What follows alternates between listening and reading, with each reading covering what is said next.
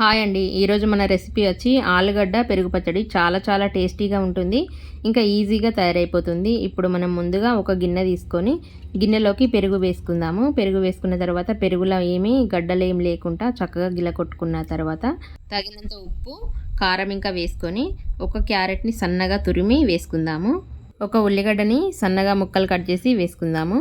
ఇంకా ఉల్లిగడ్డలు వేసుకున్నాక ఒకసారి పెరుగుని మొత్తం అంతా ఉప్పు కారం బాగా కలిసేంత వరకు కలుపుకొని ఈ పెరుగుని మనము పక్కన పెట్టుకుందాము. ఇప్పుడు ఒక 2 ఆలుగడ్డలని చక్కగా మెత్తగా అయ్యేంత వరకు ఉడికించుకుందాము. ఉడికించి పైన పొట్టు మొత్తం తీసేసుకొని పొట్టు తీసేసుకున్న తర్వాత ఆలుగడ్డలను ఒకసారి కడుక్కొని ఇంకా చిన్నగా ముక్కలుగా కట్ చేసుకుందాము. ఈ విధంగా చిన్నగా ముక్కలు కట్ చేసుకొని ఈ ముక్కలను ఇంకా మనము పక్కన ఉంచుకుందాము.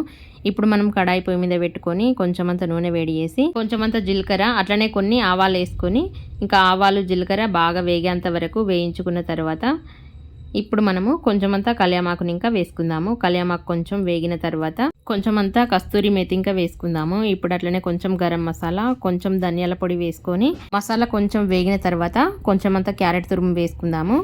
అట్లనే కొంచెం ఉల్లిగడ్డ ముక్కలు ఇంకా వేసుకొని ఇంకా కొంచెం సేపు కలుపుతూ వేయించుకుందాము.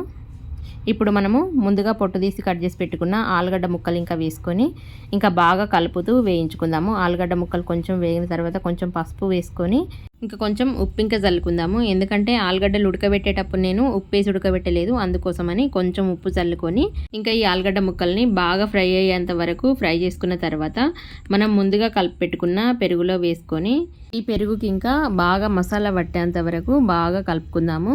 ఇంకా చూడండి, ఇప్పుడు మనకు ఆలుగడ్డ పెరుగు పచ్చడి తయారైపోయింది.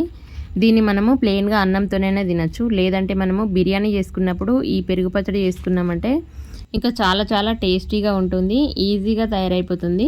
ఇంట్లో మనకి ఇంకా కూరగాయలు అందుబాటులో లేనప్పుడు ఇంకా ఈ పెరుగు పచ్చడిని తయారు చేసుకోవచ్చు. చాలా టేస్టీగా ఉంటుంది. ఖచ్చితంగా మీకు వీడియో నచ్చితే ట్రై చేయండి.